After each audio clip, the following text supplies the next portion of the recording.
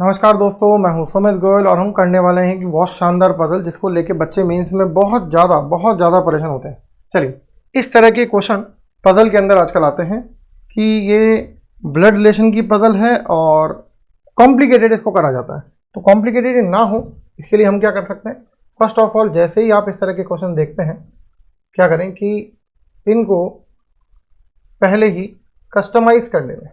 Customise से मतलब है कि आप क्वेश्चन में ये चेक कर ले कि भैया मेरे क्या क्या काम आने वाला है, क्योंकि इतनी सारी चीज़ें अगर हम डायग्राम बनाने बैठेंगे तो डायग्राम बनाने में आपको दिक्कत होगी। ठीक बात है।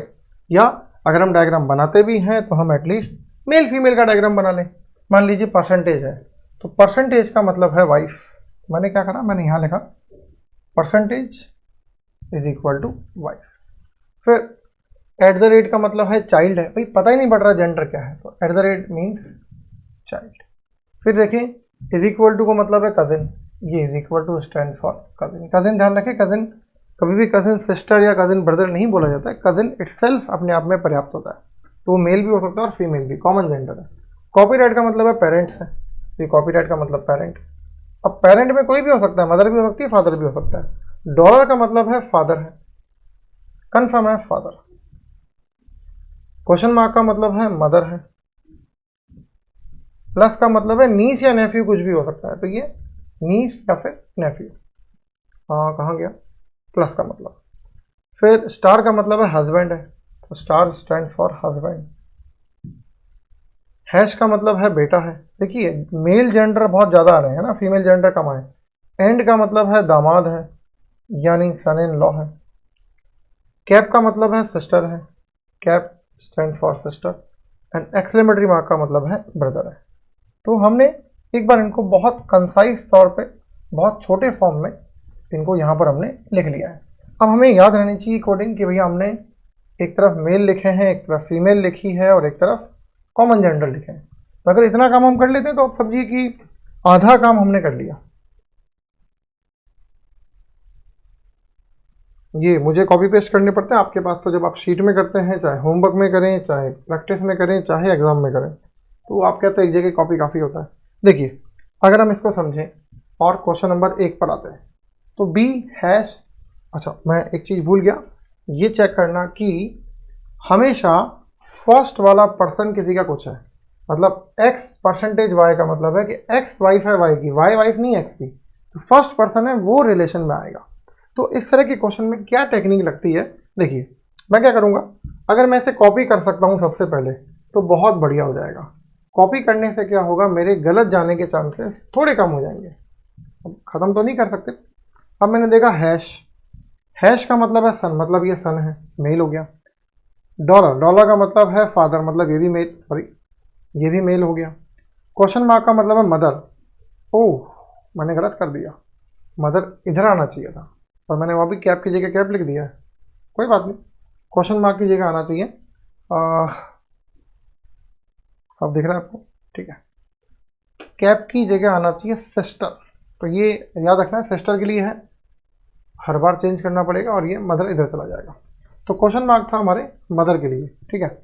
और एट द रेट जो है वो चाइल्ड के लिए है, तो कुछ भी पता नहीं पड़ रहा है। अब मैं इन तीन के जेंडर में गलती नहीं करूँगा। देखिए डब्ल्यू हैश सन, डब्ल्यू सन है किसका, एस का, ये एस का सन है, सॉरी बी का सन है डब्ल्यू, ये मैंने बी बना, होपफुली दिख रहा होगा, हाँ दिख रहा है, बी का सन है डब्ल्यू।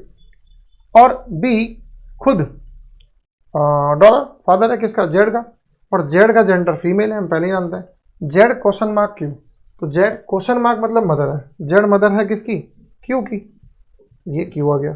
क्यू का जेंडर अननोन है, लास्ट में भी अननोन रहेगा, एट द रेट टी, और ये टी की कजिन है, या टी का कजिन या फिर टी की कजिन है, तो टी इसके जनरेशन में कहीं आएगा। वो इसकी संतान भी हो सकता है, या इसके और भाई बहन भी हो सकते हैं, उनकी संतान भी हो सकता है, या फिर इधर से इसके कोई भाई बहन की संतान भी हो सकता है, कुल मिला के सेम जनरेशन के। तो पहला Q is grandchild of B, yes Q is grandchild of B, confirm है क्यू ग्रैंड चाइल्ड है बी का, ये बात बिल्कुल ठीक है। डब्ल्यू का टी से रक्त संबंध है, ये डब्ल्यू और ये टी, हम ऐसा खुल के नहीं कह सकते, कुछ भी नहीं कह सकते भाई, यहां से भी तो आ सकता है ना डब्ल्यू और टी, सॉरी टी यहां से भी तो आ सकता है ना कहीं से। हम कैसे कहते हैं डब्ल्यू और टी का रक्त संबंध है, मतलब ये इन दोनों का डीएनए मैच होगा, तो माता पिता का अपने बच्चे से डीएनए जरूर मैच होता है। Z is wife of T, Z is नहीं, बिल्कुल नहीं है। जेड वाइफ, जेड टी की वाइफ बिल्कुल भी नहीं है। तो कौन सा सही जा रहा है? केवल फर्स्ट वाला। तो हम आंसर करेंगे केवल फर्स्ट क्वेश्चन। चलिए, आप चाहें तो इसका स्क्रीनशॉट ले सकते हैं, आपके लिए इसको समझना बहुत आसान हो जाएगा। यार ये पेपर, चलिए भाई साहब आगे बढ़ते हैं। पहला क्वेश्चन का आंसर फर्स्ट ऑप्शन हम लिख चुके हैं। दूसरा $, अब आप चाहें तो जैसे हमने पहले मार्किंग करी थी, मार्किंग कर लें, चाहें तो मार्किंग ना भी करें, डायरेक्ट ही क्वेश्चन सॉल्व कर लें। ये सिस्टर के लिए आएगा, ध्यान रखें, जरूरत पड़ेगी तो $, तो डी फादर है किसका? डी फादर है वाई का। वाई स्टार, स्टार हस्बैंड है, स्टार हस्बैंड है किसका? जी का। अब जी कैप क्यू, कैप मतलब सिस्टर है, तो जी सिस्टर है किसकी? क्यू की। क्यू का जेंडर मालूम नहीं है, और क्यू @ एम, @ का मतलब है चाइल्ड। क्या @ पहले भी आया था? यस, @ पहले भी आया था। भाई साहब ये क्वेश्चन गलत तो नहीं हो गया हमारा? शायद हमने क्वेश्चन गलत कर दिया, वापस आएंगे। जी sorry, Q @ M, Q child है एम का। अब क्यू एम का चाइल्ड है, लेकिन मुझे ना तो एम का जेंडर मालूम पड़ रहा है, ना ही मुझे क्यू का जेंडर मालूम पड़ रहा है। तो क्या कर सकते हैं मैं सब देखें, पहला पढ़ते हैं। डी का रिलेशनशिप एम से है, ब्लड रिलेशनशिप बिल्कुल भी नहीं है, क्योंकि ये अलग परिवार से आई होगी डेफिनेटली, ये अलग परिवार से, इनका ब्लड रिलेशन नहीं हो सकता, इनका डीएनए मैच नहीं होगा डी और एम का। जी का ब्लड रिलेशन क्यू से है, यस, भाई बहन है, तो इनका रिलेशनशिप तो है ही है, भाई बहन या फिर बहन बहन है, बिल्कुल सही है। अब क्यू बेटा है एम का, हम कैसे कहते हैं बेटा? यार बेटी भी तो हो सकती है ना, तो कांट से वाली पोजीशन, केवल सेकंड वाला सही जा रहा है और कोई सही नहीं जा रहा।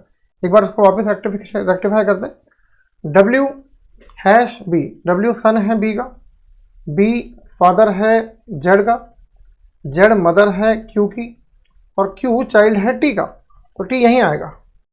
ठीक आता है, वापस करते हैं। क्यू ग्रैंड चाइल्ड है बी का, ओके। डब्ल्यू और टी का ब्लड रिलेशनशिप है, बिल्कुल नहीं है, बिल्कुल भी नहीं है। जेड वाइफ है टी की, यस, तो फर्स्ट भी सही है और थर्ड भी सही है, इसके लिए फिफ्थ ऑप्शन आएगा। इसे रेक्टिफाई कर लेना भैया, @ देखते ही दिमाग में आया कि हमने कहीं गलती कर दी थी, ऐसा किसी के साथ में भी हो सकता है। चलिए एफ कॉपीराइट पी, देखिए कॉपीराइट का मतलब है पेरेंट, तो एफ पेरेंट है किसके? पी के। P cap M, P sister है किसकी? एम की। एम हैश एफ, हैश का मतलब है सन, एम सन है किसका? एफ का। एफ पहले आ चुका है ऑलरेडी, तो ये बात क्यों रहा है भाई? देखो F copyright P, that means F parent है पी, पी सिस्टर है एम की, और एम हैश एम सन है एफ का, तो इससे एम का जेंडर क्लियर हुआ, एफ का जेंडर क्लियर नहीं हुआ। एफ स्टार बी, स्टार का मतलब है हस्बैंड, ये तो परफेक्ट डायग्राम बन चुका है, एक आइडियल डायग्राम यही होता है। चलिए हम इसको अगर पढ़ें तो पहला, पी संतान है बी की, यस संतान है, चाइल्ड है। एम भतीजा या भांजा है एच का, हाँ हमने कोई लाइन छोड़ी है, yes. B cap H, B का बी सिस्टर है किसकी? एच की। चलिए आगे बढ़ते हैं, लिखा है एम भतीजा भांजा, नेफ्यू है, नेफ्यू नीस है, नेफ्यू है किसका? एच का, ये भी सही है क्योंकि इसका नेफ्यू नेफ्यू है। एफ भाई है एच का, नहीं बिल्कुल नहीं। F brother in law, F is not brother of H, F is brother in law of H, ये गलत है, तो फर्स्ट और सेकंड के लिए फोर्थ ऑप्शन सही जाएगा। चलिए इसका फोर्थ क्वेश्चन देखते हैं। जी एक्सक्लेमेटरी मार्क ऐसा है जो अभी तक हमने नहीं बनाया, तो जी ब्रदर है, जी ब्रदर है डब्ल्यू का। डब्ल्यू एंड, एंड के लिए कोड है दामाद। अब ये मेल है, इसकी शादी किसी से फीमेल से हुई है, और उसकी दोनों पेरेंट्स में से एक पेरेंट है एच। ठीक बात है, ध्यान रखिए, मेल के लिए अंडरलाइन बनाते हैं, फीमेल के लिए साइकिल बनाते हैं, और पेयर के लिए बॉक्स बनाते हैं। एच स्टार, एच हस्बैंड है ई का, ई फीमेल हो गई है, और ई कैप डी, ई सिस्टर है डी की, डी का जेंडर मालूम नहीं है। अब पहला W is son of D, नहीं कहां से भाई, कोई रोल ही नहीं है इसका, तो कहाँ डब्ल्यू, ये दोनों किसी और के संतान होंगे भाई, ठीक है, डी की संतान नहीं है। E is mother in law of W, yes E इसकी मदर इन लॉ, ये बात बिल्कुल सही है, सेकंड वाली। डी नेफ्यू है एच का, डी कहाँ से, डी तो ब्रदर इन लॉ या सिस्टर इन लॉ होगा इसका, ये भी नहीं है। तो पहला गलत, तीसरा गलत, तो केवल दूसरा सही जाएगा, तो हम सेकंड ऑप्शन करेंगे, ठीक है, क्योंकि पहला गलत है इसलिए फोर्थ नहीं कर सकते, तीसरा गलत है इसलिए फिफ्थ भी नहीं कर सकते हैं, फोर्थ ऑप्शन। और आखिरी क्वेश्चन इस पजल सेट का परसेंटेज हम पहली बार सॉल्व कर रहे हैं। Wife, you is wife of Z, Z का जेंडर मेल हो जाएगा। एंड का मतलब दामाद, अगेन दामाद है मतलब यू के जो पेरेंट हैं उनमें से कोई एक है के, यहाँ मैंने के बनाया, ये लाइन यहाँ खींची, अगर ऐसे साफ नहीं दिख रहा हो तो मैं इसको ऐसे कर देता हूँ कि ये मैंने के बनाया, के का जेंडर मुझे नहीं मालूम है भाई, इसको बाद में हम थोड़ा ऐसा कर देंगे, परेशान मत होना आप।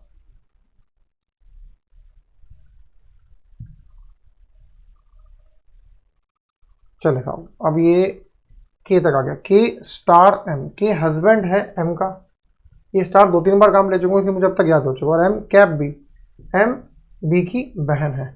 चलिए पहला है M is mother in law of Z, yes definitely M mother in law है जेड की, पहला बिल्कुल सही है। K sister in law of B, नहीं के ब्रदर इन लॉ है, के सिस्टर इन लॉ नहीं है। यू भतीजा या भांजा है बी का, यू बी का भतीजा या भांजा है, नहीं भतीजी या भांजी है, नीस है, नेफ्यू नहीं है, तो ये भी गलत हो गया। और जब केवल पहला सही है तो बस केवल पहला ही सही है भाई, और कोई सही नहीं है। इसी के साथ दोस्तों ये वीडियो खत्म होता है, और किस तरह के क्वेश्चन आप मेरे से सीखना चाहते हैं मुझे कमेंट के माध्यम से जरूर बताएं। ये वीडियो कैसा लगा मुझे बताएं। अगर अब तक आपने हमारा चैनल सब्सक्राइब नहीं करा है तो हमारे चैनल को सब्सक्राइब कर ले, जिससे कि आपका कोई भी नया नोटिफिकेशन मिस ना हो। बेल आइकन को प्रेस करना ना भूलें, वीडियो को लाइक करें, अपने दोस्तों के साथ शेयर करें। जय हिंद, जय भारत।